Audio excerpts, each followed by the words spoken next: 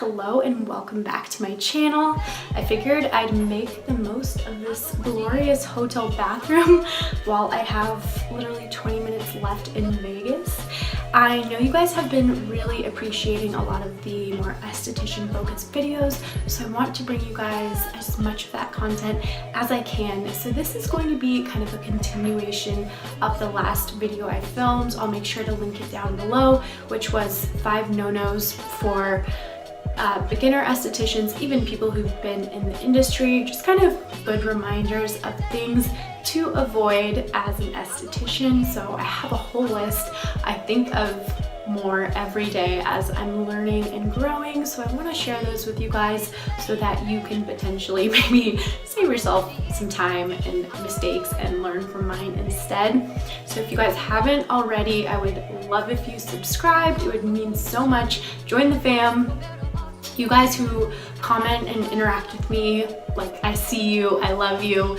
I'm obsessed with our little community. So excited to just grow with you guys this year and keep making more videos, and definitely hearing your feedback and looking forward to making some of the videos you guys suggested. So thank you so much for your input.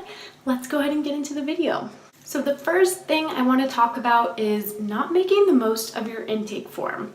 As an esthetician, your intake form protects you legally from anything that might happen in the treatment room. Even clients who might just complain about not achieving their desired result, your intake form is really going to help you out there. And one of the best things you can do to really make the most of it is ask specific questions that are just going to save you time and help you out in terms of getting to know your client's routine and their desired result. Any contraindications, of course, but really specifically, you know, even just outright asking what they're looking to address, like beyond just the service itself. If you have kind of a vague question on the form, like what brings you in, your client is probably just going to answer, you know, facial or wax or whatever it is. The best thing you can do is really get a sense of what they want to address, whether it be acne or hyperpigmentation. That way you can really highlight, oh, we're really going to do a lot of peels, some acids to really brighten your hyperpigmentation, take care of that melasma, you know, just really specifically highlight things you know you can do to better help them achieve their desired result. The next mistake I think estheticians can make is forgetting to really get a good sense of a client's day and nighttime routine specifically.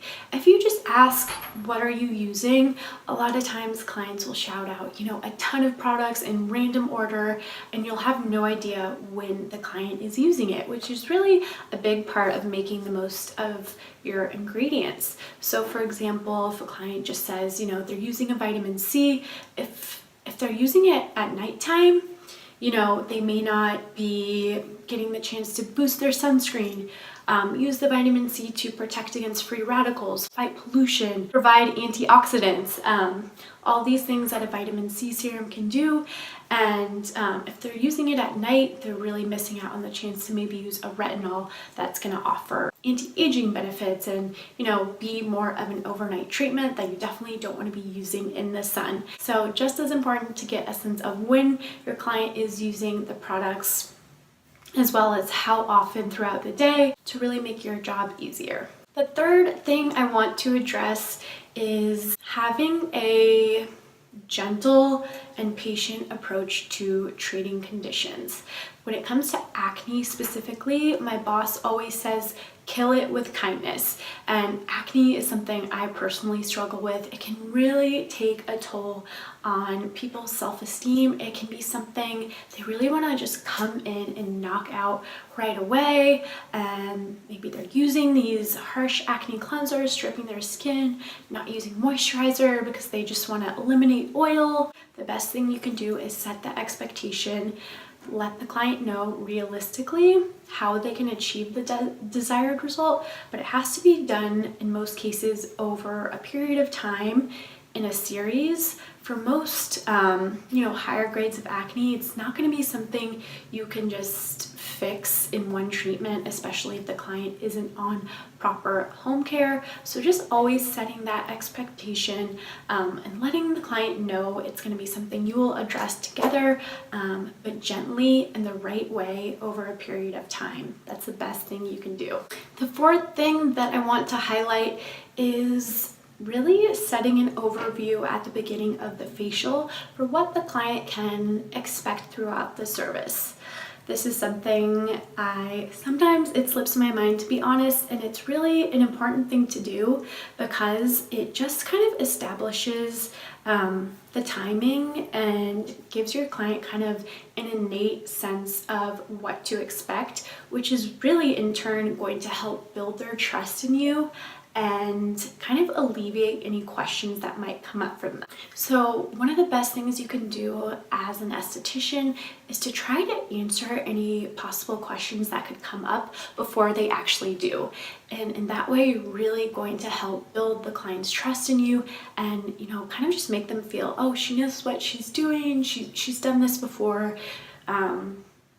She knows people ask this question and she's letting me know. So before that, I even have that chance to think, oh, is she gonna do this? Is she gonna extract that pimple? Is she, you know, gonna use this? Just alleviate any questions by setting the expectations. So even when you sit down for the facial, or even when you just enter the room, if you can let the client know what to expect, maybe for example, you say, you know, we're going to do a really thorough double cleanse. We're going to do a physical exfoliant as well as an enzymatic exfoliant. That way, when we get to the skin analysis, we can take a really good look at your skin while it's clean, after we've removed any dirt and debris. That way, we can really see what's going on in the skin, and that way, you know, when it comes to extractions, we really know what can be extracted. We know after extractions, we'll be moving to a peel, and that will really help dissolve any congestion. We're gonna finish with this and this product. It's gonna set you up for the rest of the day. Establishing that sense of timing can be really important because the client, when they're lying down and they're having all these things done, they don't necessarily know what's going on. So if you can just give them a greater sense of security, I think that really helps build the client trust in you, which is the most important. The final fifth thing I think you can and really should do as an esthetician is know your ingredients. I feel like neglecting to take the time to understand ingredients is such a missed opportunity. And I'm so lucky because my boss cares so much. We actually blend all of our products custom by hand, and so I know where the ingredients come from. I know how they're made, but my boss actually like printed out a list of all of our products, every ingredient in them, and she went into depth as far as what every ingredient does, and gave me this literally a cheat sheet for me to take home and study and really learn. As an esthetician, your ingredients are one of the most valuable things, and it's so powerful when you can have that moment of education with a client. And of course, today, people are so savvy. A lot of people are very passionate about their skincare, very passionate about their ingredients. So it's very important that if they do come up with questions, you can answer them and really provide that education because they're coming to you as an expert, and just having that moment of education is so powerful in a person's mind in terms of their perception of you. I remember the first facial I ever had, it literally changed my life. I left the treatment room and knew I wanted to quit my job in media at E! to become an esthetician, and that was because the time I had in the treatment room was so powerful. I was literally that client who doesn't shut up and asked so many questions. A lot of people are just super curious, and the esthetician I had was so knowledgeable. She was really amazing in answering my questions, and you know, that just like lit something up for me, and was so empowering. So I really hope you guys take the time to understand your ingredients, even if your boss doesn't like hand you a literal cheat sheet of all your information. It will so benefit you in the long run if you can take the time to understand ingredients, and just give yourself that skill set for those moments when questions may come up.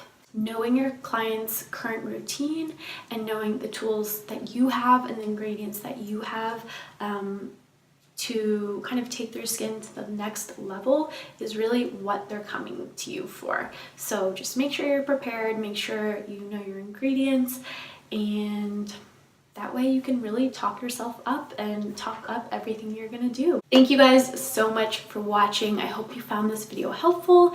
If you did, it would mean so much if you gave it a thumbs up. It really supports my channel. Don't forget to subscribe and let me know in the comments what video you guys want to see next. I promise I see all of your suggestions. I keep track of them, and I really keep them in mind when I'm thinking of video ideas. So thank you guys so much for your input. It's so awesome. You guys are seriously like the best, most positive, encouraging, like involved community. So thank you so much for that. It really keeps me going. I love you guys so much, and I'll see you in the next one. Oh, yeah. I won't tell nobody how you got a body like a